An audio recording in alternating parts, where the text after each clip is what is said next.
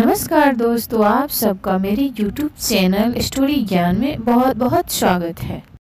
दोस्तों, आज मैं आप सबको एक ऐसी कहानी दिखाने जा रही हूँ जिसमें दिखाया जा रहा है कि भाग्य भरा होता है या कर्म। जमुना नदी के किनारे एक छोटा सा शहर था। उस शहर में विकास और मंजू नाम के पति पत्नी रहते थे। उनके साथ उनकी माँ भी रहती थी। बाकी परिवार गाँव में रहता था।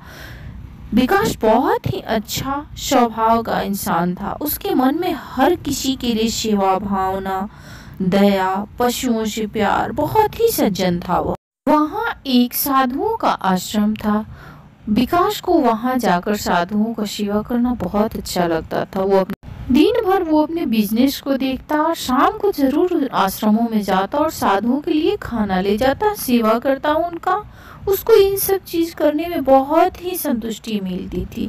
साधु लोग भी उससे बहुत प्रसन्न रहते थे। एक दिन उसकी माँ उन दोनों के पास आती है और बोलती है, बेटा, पोता पोती को देखने के लिए तरसते तरसते शायद मैं ऐसे ही मर जाऊंगी। विकास और मंजू की शादी हुए 6 साल हो गया था। उनकी कोई संतान नहीं थी।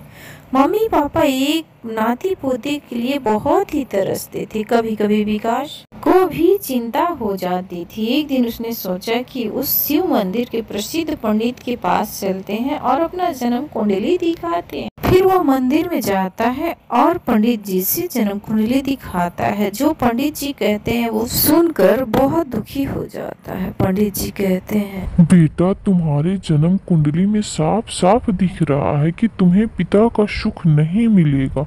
मैं नहीं, ये तुम्हारी कुंडली कह रही है बेटा। वहाँ से विकास निकलता है और रास्ते में एक शिव जी का मंदिर होता है। वहाँ बैठकर वो शिव जी से प्रार्थना करने लगता है कि हे शिव जी, मेरी मम्मी पापा की एक ही इच्छा है कि वो नाती पोता के मुंह देख ले। मुझे कोई नहीं, आप कृपा करें मेरे मम्मी पापा के लिए।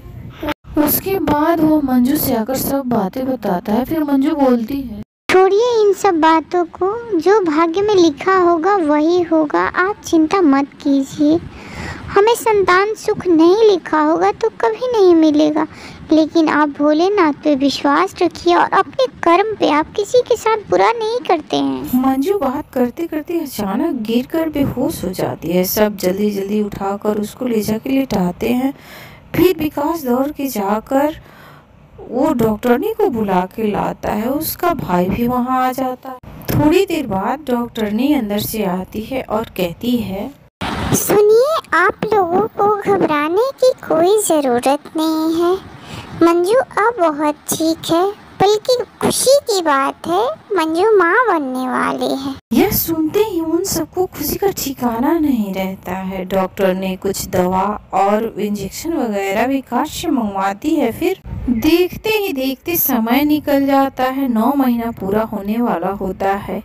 मंजू एक बहुत ही सुंदर बच्चे को जन्म देती है, जिसको देखकर घर में एक खुशी का लहर दौड़ जाता है। सब मिलकर उस बच्चे को बहुत प्यार करते हैं। दादी का तो सीना चौड़ा हो जाता है। दादाजी भी कहाँ से आने वाले होते हैं। सब बहुत खुश थे।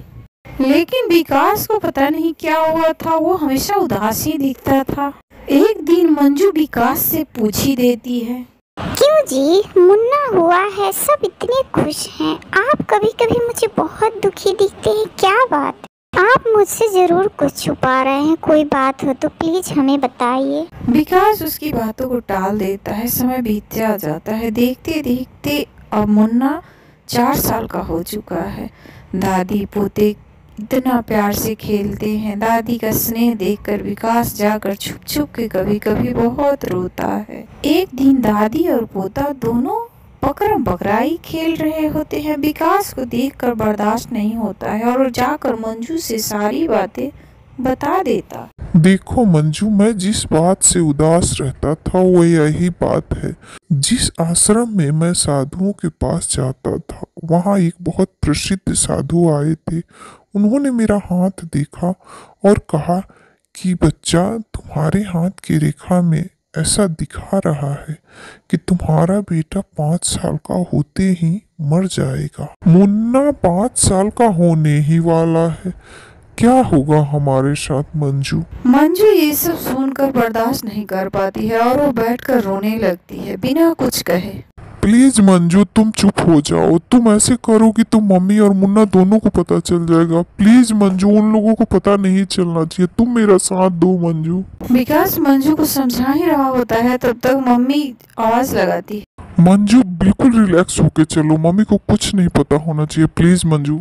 विकास, मुन्ने का जन्मदिन आने वाला है, 4 दिन रह गया है। तुम लोग कौन सी तैयारी कर रहे हो? मेरा मन तो यही है कि अब की बार बद्रीनाथ शिव जी के पास जन्मदिन मनाएं।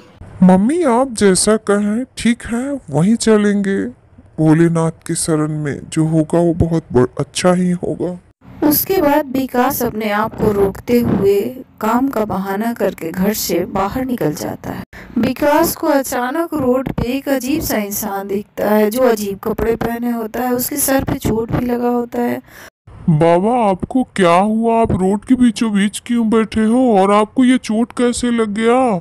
विकास कुछ भी बोलता है लेकिन वो साधु कुछ नहीं बोलता है। उसके बाद उसको लेकर विकास हॉस्पिटल जाता है। वहाँ उस साधु का बैंडेज पट्टी कराता है और उसके बाद ले जाकर होटल में खाना खिलाता है। फिर इस पे एक पेड़ के नीचे बैठाकर उससे कुछ पूछता है, लेकिन वो साधु इतने देरों में एक शब्द भी नहीं बोलता है। फिर विकास उसको नमस्कार करके चला जाता है। आज वो दिन आ ही गया जो 5 साल से विकास को रोज का रोज मार रहा था। आज मुन्ना 5 साल का हो गया। मम्मी आवाज लगा रही थी लेकिन विकास और मंजू को कुछ नहीं सुनाई दे रहा था। दोनों स्तंभ बने थे। विकास, मुन्ना कहाँ है? सारे घर में ढूंढ लिया, वो कहीं नहीं दिख रहा है। जल्दी ढूंढो उसको, वो कहाँ है? मेरा मन घबरा रहा है। यह सुनते ही मंजू दौड़कर घर के अंदर जाती है और विकास बाहर भागता है।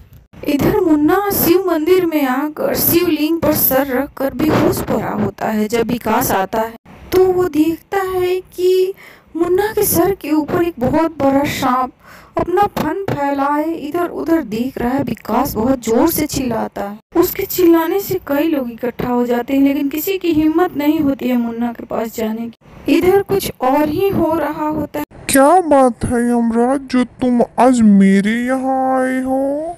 प्रभु आपकी लीला आप ही जानो। उस बालक का आयु पूरा हो गया है और वो आपके शिवलिंग से लिपटा हुआ पड़ा है। वहाँ आपका सर्प भी फन फैलाए बैठा है। प्रभु ये तो धर्म के खिलाफ और शास्त्र के खिलाफ भी होगा। जो प्राणी आपके शिवलिंग से लिपटा हो वहाँ मैं, प्रभु आप ही रास्ता दो, वहाँ मैं अब कुछ नहीं कर सकता। ये बात सत्य है कि मैं अपनी लीला खुद ही जानता हूँ, परंतु उस बालक का जो पिता है वो इतने उत्तम विचार का है। परसों उसने एक पागल व्यक्ति का जो निस्वार्थ भाव से सेवा किया, उससे मैं बहुत प्रसन्न हूँ। और आज मैं तुमको बता रहा हूँ यमराज कि मैं आज अपने आयु में से उसके बेटे को 5 साल दे रहा हूँ। नहीं नहीं प्रभु, ऐसा अनर्थ मत करें। आप अविनाशी हैं। आप अपने में से उसको आयु देंगे, वो भी अमर हो जाएगा। प्रभु ऐसा अनर्थ न करें। लेकिन वो तो महादेव थे, उनके मुंह से जो निकला वो अमर हो गया। फिर क्या था, वो सांप भी चला गया और मुन्ना स्वस्थ होकर दौड़ के आकर अपने दादी और मम्मी से लिपट गया। बच्चे को सकुशल पाकर मम्मी और दादी रोए जा रही थी और विकास अपने बेटे को देखकर भगवान भोले शंकर का शुक्रिया अदा किए जा रहा था। दोस्तों, भाग्य तो सत्य होता ही है, लेकिन हम निस्वार्थ भाव से अच्छे कर्म करें तो जो हमारे भाग्य में नहीं है वो भी हमें मिल सकता है।